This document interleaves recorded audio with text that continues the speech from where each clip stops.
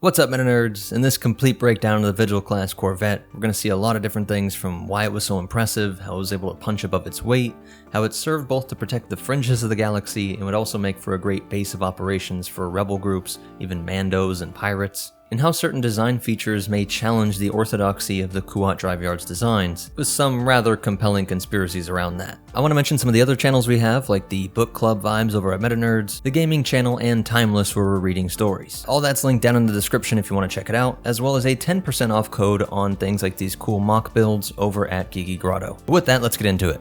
The Vigil class was created by Kuat Drive Yards, the people that win every war and provide most of the ships and vehicles for the Republic and Empire, pumping out this at a cost of 3.5 million credits, making it 1/17 the cost of the Venator, and at a length of 225 meters or 837 feet, it was 22% the length of the Venator. This would make it the smallest vessel in the iconic Star Destroyer line of ships that bore the KDY seal.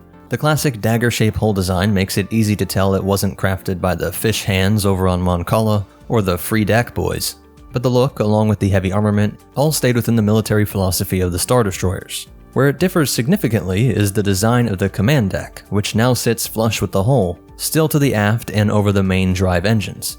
This gave it a much smaller silhouette and better protection from the logically targeted attack on the command section of the entire destroyer. Just cut the head off the snake by attacking here, like we saw with everything from Ventress doing great damage with a simple Genevex, to the greatest upset in history when an A-Wing gave us this iconic takedown of a super Star Destroyer during the Battle of Endor by simply crashing into it. May the Force guide your mind to peace, not to question too much, and wonder why all weaponry, and droid ships like the Vultures, just don't always constantly bombard this area. Because there's also the issue of if Kuat could, and was willing to, and did this for the Vigil, then why didn't we see this used more often? And why were there so many excuses made for the massive sticking out tower? To cut them some slack, even the fish folk did it on some of their ships like the Providence, but most of the MC series of course would go with the seamless design like the Vigil. The reason given was that it was nice for the commanders in the deck to be able to get eyes on the battle, and if your deck was buried in the hull, then any electrical issues would leave you blind both to sensors, and you'd have no ability to get organic eyes on the situation. With ion weapons specifically designed to disable electronics, seen perfectly with Y-Wings delivering ion torpedoes during the Battle of Scarif, just a handful turning off an entire ISD, you could see why commanders might be nervous about relying on just cameras. I'm the first guy to point out that KDY and Palpatine are willing to sacrifice their own to push their own agendas. The ships that get destroyed will always be a vast minority. There's a complex fleet in place, so it isn't like the design aspect will lead to complete failure. Maybe only 5 to 10% more losses, which is a great sales boost to a company of this scale. And you actually do want some dramatic upset losses to fuel your Republic or Imperial propaganda efforts. The footage of a memorial service for top commanders, maybe even Jedi killed, and the powerful image of flaming Venators goes a long way to keep up passionate support for the war effort and the hatred of the Seppies, or later rebels. When anyone says that they're not that big a threat, you could point to actual footage of them taking out these massive Star Destroyers. But all that considered, I don't think there's some conspiracy here at the Vigil. This is a Corvette, so it should be on the outer fringes of the fleet, one of the first to receive contact, and its armament and complement reflect that, with a decent array of options. And so because it was expected to take the most amount of damage, maybe that's why we don't see a prominent command deck sticking out. Its primary armament is a trio of twin heavy turbolaser turrets, so 6 bolts of the same quality as a full-size Star Destroyer, all located along the dorsal hull, and which give it one of the greatest size-to-power ratios, punching far above most in its class. Also up top, we get the 3 twin light turbolaser turrets, which are good for just about everything from compounding damage on the largest ships out there to bringing down big transports. And then on the ventral side, we get 3 multi-laser cannon turrets, which are better for starfighters and bombers. They're close to, but not exactly, point defense laser cannons, which are considered the best for shooting down small nimble craft. Perhaps they felt that the complement made up for that. We don't get precise numbers on the amount of ships that it could hold, but given that its overall length is only 32 times a TIE fighter, it's not going to be spewing out endless swarms of fighters, maybe a squadron or two, which seem to be released via this retractable hangar. I love the ventral hangar deployment system. As cool as the dorsal opening hangar on the Venator is, it just seems more vulnerable to incoming attack. That might seem silly in space combat where up and down don't matter, but tell them that. Incoming fire is always straight on and above, especially with the command towers up top, so that's why the ventral hangar on the Venator always seemed the safer route to me. Funny enough, this Corvette with no ventral side tower drawing topside fire is the only one that makes sure to deploy via the bottom, if you will. You might think of the Acclimator, but it's not used in nearly the same role, and it has this smaller, often overlooked hangar hatch up top, but even that's not really used for military vessels, more for moving around VIPs and taking in cargo. So again, with Star Wars battles playing out like they're on a flat ocean surface, and this Corvette meant to be the first to be engaged, sending out squadrons of fighters and interceptors, releasing them from below makes a lot of sense. And it could carry bombers as well, depending on the mission.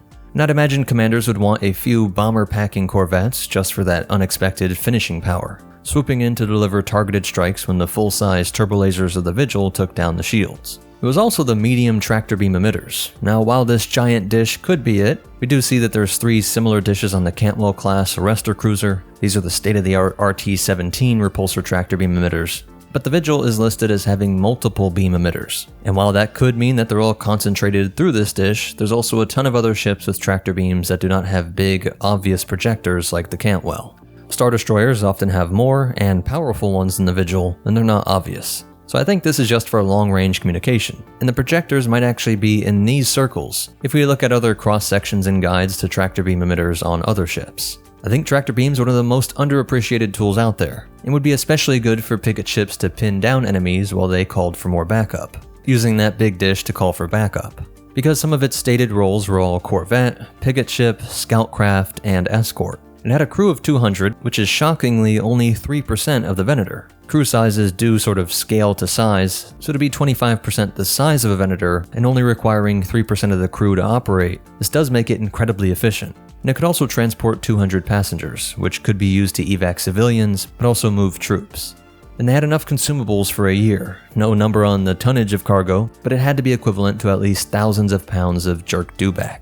And all these traits, from the firepower to efficiency, allowed the late Republic, and more so the Empire, to use these as patrols in the more obscure regions of the galaxy, which of course would always be the very same places pirates and rebels were hanging out. The Vigil would live up to its name, staying vigilant and keeping watch in areas that anti-imperialists thought that they could invade the all-seeing eye of Sidious. It would get a sort of promotion in the sense that where it was originally designed to be on the fringes of fleets, with the Venators being the anchors, it came to become a battle group leader of the backwater fleets. And sometimes it would even operate alone, with the only sense of a fleet being that it coordinated the movement of its complements of ships that it released. But once these all became TIE fighters, there wasn't a lot of long-range ops that could be coordinated since the TIEs don't have a hyperdrive. The Vigil did have a Class 2 hyperdrive, which is slower than the Venator but equal to the ISD. So if that big dish is the long-range comms, then it explains why we get details about this ship operating alone in a scouting role.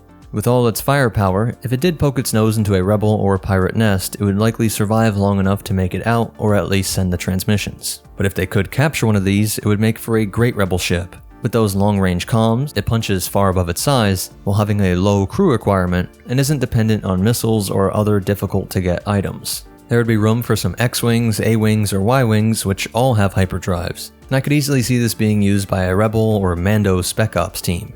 Now we see it here in the Naval Station Valaducia, in the expansion region, and this was all used to refuel Imperial ships. Also in this image are Assertor-class Star Dreadnoughts, 1 Bellator-class Dreadnought, 3 Allegiance-class battle cruisers, along with a Secutor and many Imperial classes, as well as Altor-class replenishment ships, Lambdas, Alpha XG-1s, and TIE Defenders. That's it for the breakdown of the Vigil-class Corvette. Please hit that like button, it's the best way to help me out, and YouTube's making that more important than ever. Leave a comment and check out these videos, I'm sure you'll like them. Check the description and comments for some of our other projects and ways to help support the channel. But most important of all, remember, sometimes military equipment isn't flawed, it's actually perfectly fulfilling its secret goals.